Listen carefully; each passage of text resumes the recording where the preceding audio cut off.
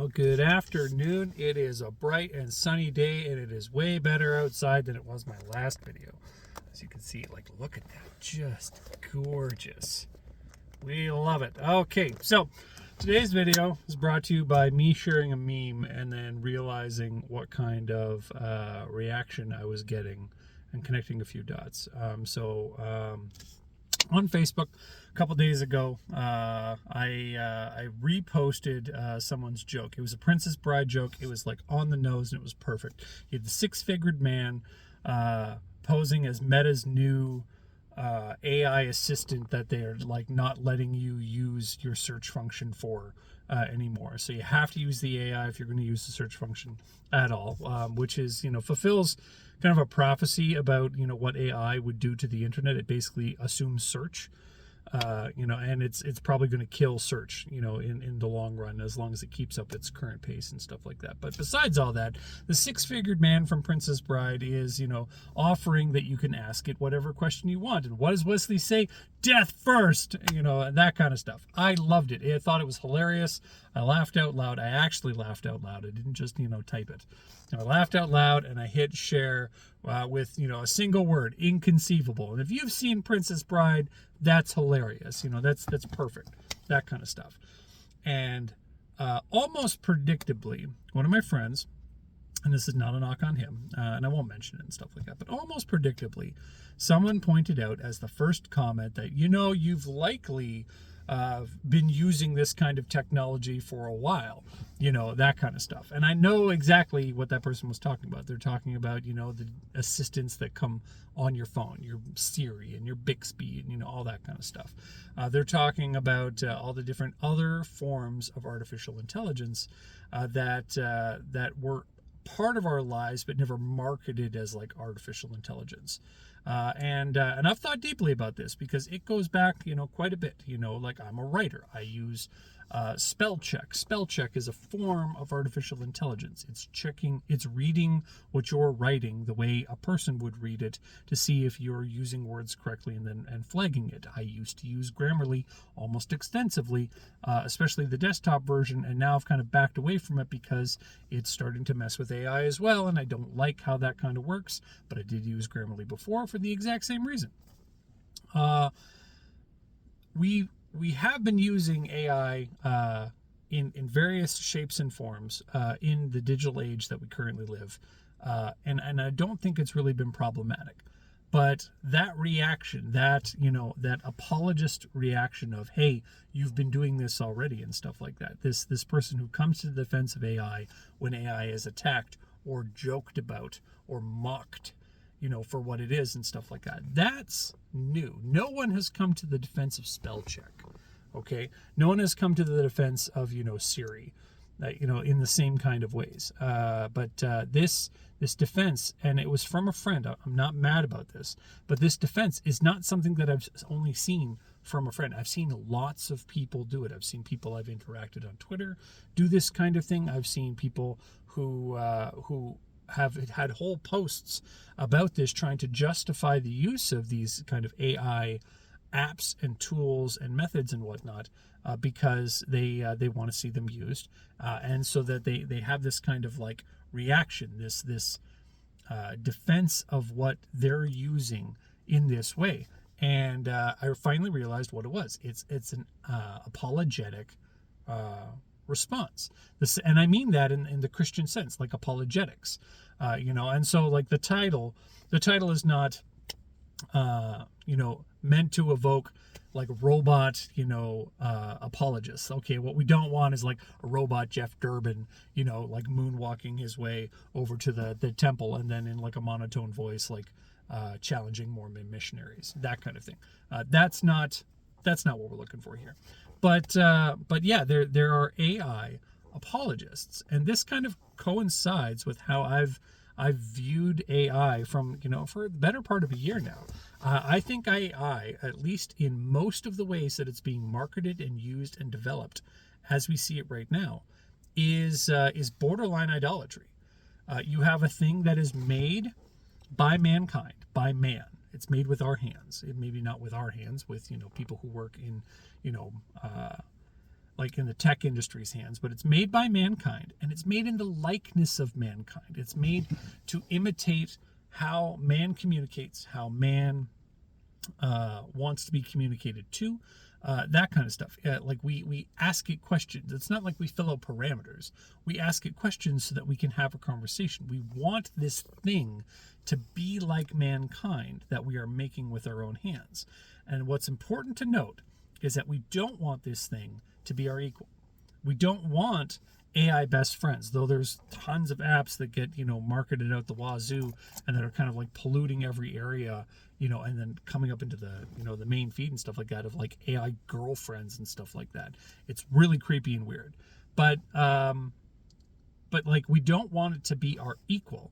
What we want it to be is above us. We want it to be the thing that we can turn to when we're uncertain, or when we need to think faster or more complexly or deeper or do the math better, or all those kind of things. We want it to be above us in how we organize our lives.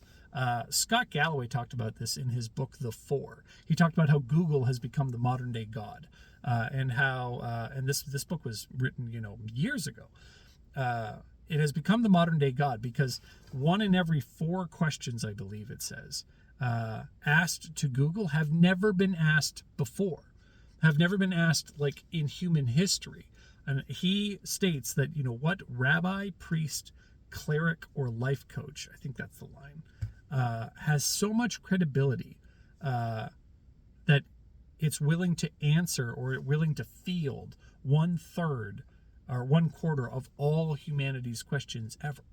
And that's because we took Google when it was just, that art part of the artificial intelligence kind of like blob of things. We took Google and the ability to ask it and to talk to it as if it was a thing. We anthropomorphized Google into a person so that you can talk, and like Google caught on to that, which is why when you get the Google Home, you talk to it like it's a person. You go, "Hey Google," and you talk to it like it's a person. But we treat it like the place where we can always go for answers. It's not only where we go to figure out how to fix our house through YouTube, which is owned by Google. It's the place where we go for all of our medical problems too. It's the place where we go for our math homework. It's above us. We have placed it above us, but it didn't bear in the same way that the current AI models do in our life, in our day-to-day life with ChatGPT and Sora and all these different things. It didn't bear the likeness to humanity that these newer models are trying to push. And that's where I think that this apologist come from. That's why I know it's an idolatry. It's an idol, and that this is idolatry that's happening because it has followers, because it has apologists who are trying to get you to believe these things. I've seen this song and dance before, and you likely have too. You've had people come up to you in the same way that an AI apologist will tell you that you already deal with AI, you already use AI, you already love AI, you already do all these things because you've done them before, and like spell check and Google and all those kind of things. In that same vein, you've already done this before with someone else. They showed up on a Saturday and told you that their Jesus is your Jesus, and that the Jesus in their books is the Jesus in your books. Okay, and that it's the same thing, and you believe all the same things, and all you have to do is read their books so that you can get the complete story of who Jesus actually is. All you have to do is continue and use ChatGPT and Sora and these other AI tools just like you've done the other things, so that you can be technologically consistent, so that you can have the whole picture. You've had this conversation before. You've had this kind of conversation before. This dealing with a false religion. But in the case that I mentioned, a false religion that you didn't have a tangible thing that could talk back to you, that was actually providing you with the results. They weren't mute idols like the scriptures talk about. These are idols that actually do things, which is something I think the church is uniquely unprepared for, because we don't have language for that kind of stuff, and it can be snuck in so that we are functionally practicing idolatry while thinking that we're just using tools. And trust me, This happens with all kinds of layers of tech. It doesn't happen everywhere with tech because, there's limitations to tech. I've never had a hammer, I've never had people try to convince me as a tradesman, that, because, I use a hammer, I must be okay with like the whole set of hammers and stuff like that. Like there's that, all hammers are equal, that kind of stuff. Like there are tools for specific jobs. But you talk to like any tradesman, about like what color tools they use, like the red tools guys really don't like the yellow tools guys, or they used to be yellow tools guys and then they were converted to the red tools guys, and like don't even get them started on the green tools, right? Like this kind of behavior exhibits around technology because they are the things that we make with our hands. They are extensions of ourselves. And so when we make them with our hands and we don't define them as things that we use in express, not just how we use them, but how we think of them too. The second we start thinking of them like people, like mankind, that's when they get elevated above us and we start having problems with this idolatry. It was really interesting to see that, that was a response to a joke, to the mocking of this new AI that I'm not going to use, that I don't believe in, that I don't want to have on my Facebook feed, that I don't want to have, on Instagram, that I don't want. I didn't want this, but now it's default setting on something that I did want. I did want social connection. I did want to be able to, have a brand online. I did want to be able to do all these things, and now you have to do it with this, thing that's going to pretend to be a person and is tied to the search function and stuff like that. So I rightly mocked that, because I think you do need to mock the idols in your life so that they have a proper position. They are to be mocked the way Elijah mocked the prophets of Baal and their absent God who did not light their sacrifice on fire. He had the proper attitude towards what is a false god, and I think we need to have that attitude as well towards these false gods that are showing up in the AI industry, the way it's being kind of presented to us.